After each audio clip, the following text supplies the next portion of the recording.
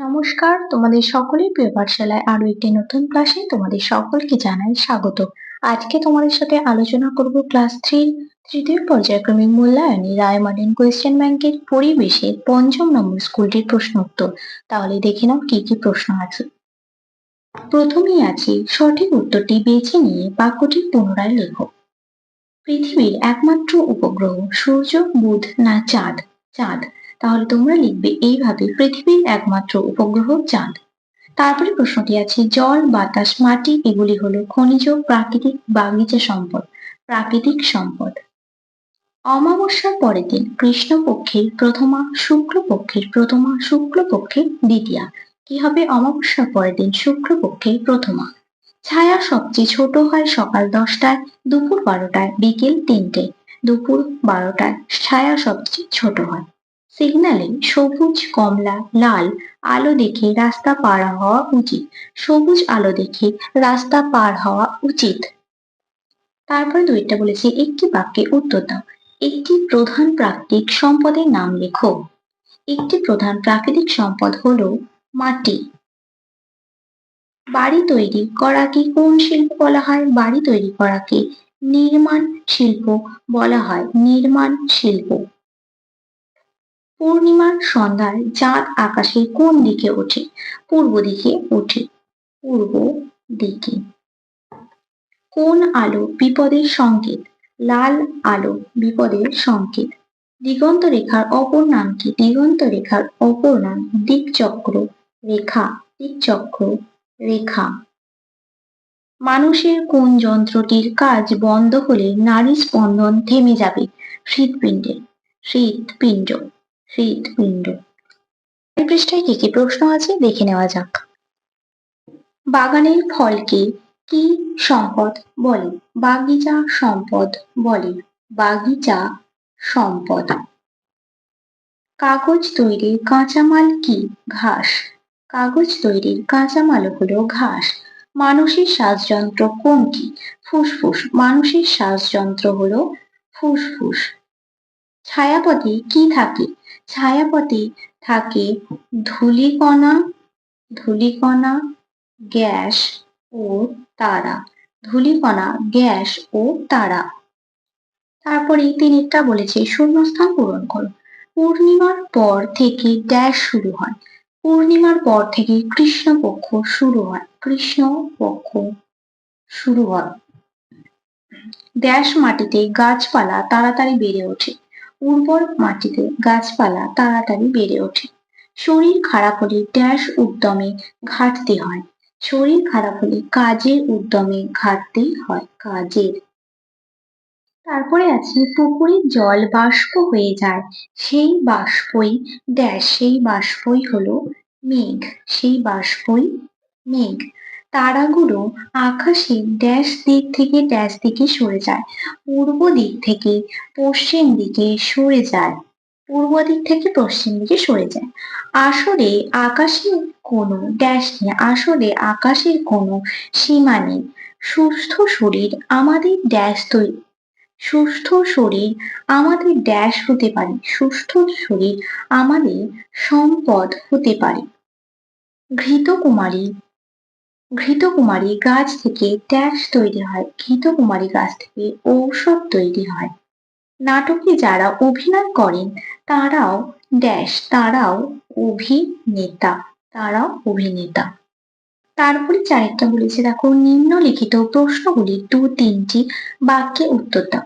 সাঁতার কাটলে ভালো ঘুম হয়। এটা লিখবো শরীরে আর কি হয়? শরীরে বিভিন্ন, শরীরে বিভিন্ন অঞ্চলে, শরীরে বিভিন্ন অঞ্চলে রক্ত চলাচল, রক্ত চলাচল বাড়ায়। শরীরে বিভিন্ন অঞ্চলে রক্ত চলাচল বাড়ায়। তারপরে আছে গ্রীষ্মকালে পুকুরের উপরে ধোঁয়া দেখা যায়। এটা কি হবে? এটা হবে শীতকালে। শীতকালে। শীতকালে।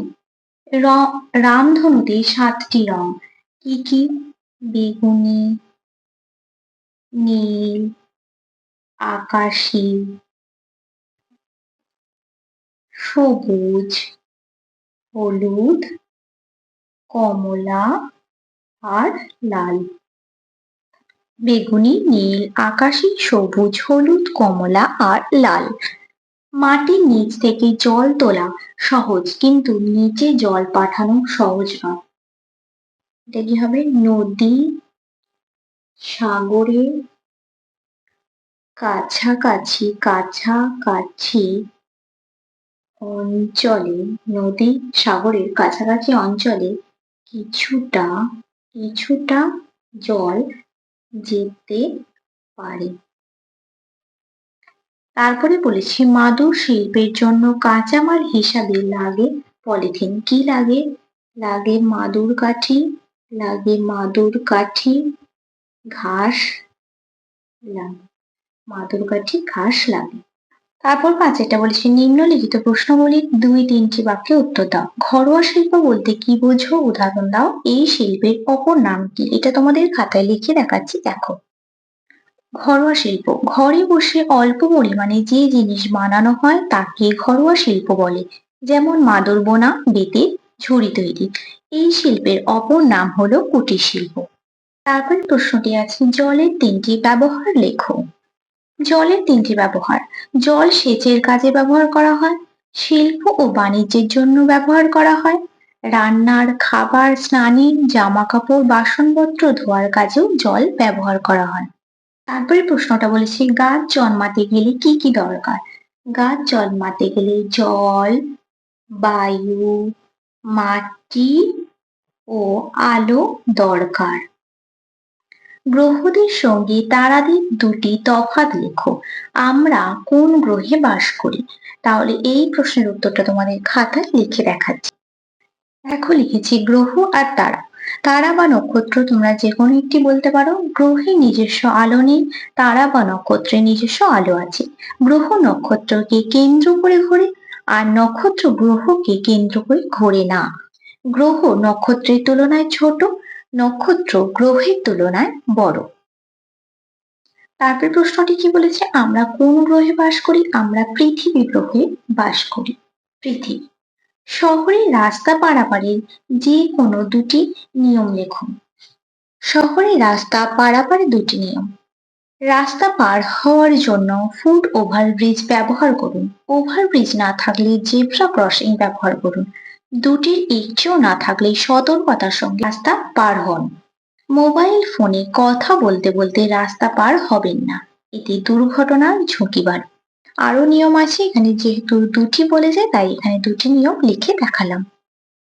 তারপরে প্রশ্নটি আছে কিভাবে আকাশে মেঘ তৈরি হয়? সূর্যের তাপে পুকুর, নদী, হ্রদ ও সমুদ্রের জল বাষ্প হয়ে উপরে উঠে যায় এবং উপরে উঠে ঠান্ডা হয়ে সেটি জমে জলকণায় পরিণত হয় ও ধূলিকণাকে আশ্রয় করে মেঘে পরিণত হয়। এই প্রশ্নটি তোমাদের অনেকগুলি পৃষ্ঠায় আছে, তোমরা এই প্রশ্নটি ভালো করে পড়বে। তারপরে ৬টা কি বলেছে দেখো, বাম দিকের সঙ্গে ডান দিক মিলিয়ে খাতায় লেখো। বাম দিকে আছে মোটর বাইক, মেঘে মেঘে ঘষা লাগা, চা বাগান, জলকণা, পলিথিন, বাঁশের ঝুড়ি, ডিপ টিউবওয়েল আর পূর্ণিমা। ডান দিকে আছে গোল থালার মতো চাঁদ, মেঘ, দূষিত মাটি, হেলমেট, বাগিচা ফসল, কুটির শিল্প, বাজ পড়া আর পরিষ্কার জল। মোটর বাইক কি হবে? মোটর বাইক হবে হেলমেট। মোটর বাইক হবে হেলমেট। মেঘে মেঘে ঘষা লাগা কি হবে? মেঘে মেঘে ঘষা লাগা হবে বাজ পড়া। তোমাদের এখানে আমি পাশের ক খ গুলো আমি লিখে দিচ্ছি, না হলে বুঝতে পারবে না তোমরা। তারপরে আছে চা বাগান, কি হবে? চা বাগান হবে বাগিচা ফসল। জলকণা, জলকণা কি হবে? মেঘ। পলিথিন, পলিথিন কি হবে? দূষিত মাটি। বাঁশের ঝুড়ি কি হবে? বাঁশের ঝুড়ি হবে কুটির শিল্প। ডিপ টিউবওয়েল হবে পরিষ্কার জল। আর পূর্ণিমা হবে গোল থালার মতো চাঁদ। তাহলে এইভাবে তোমরা মেলানোগুলো করে নেবে। তাহলে ক্লাস 3 পঞ্চম নম্বর স্কুলটিও আজ কমপ্লিট করে দিলাম। আশা করছি তোমাদের ক্লাসটি ভালো লেগেছে। যদি তোমাদের ক্লাসটি ভালো লেগে থাকে তাহলে অবশ্যই লাইক, কমেন্ট, সাবস্ক্রাইব এবং শেয়ার করতে ভুলবে না। সকলে সুস্থ থাকবে, স্বাভাবিক থাকবে। সকলকে অসংখ্য ধন্যবাদ।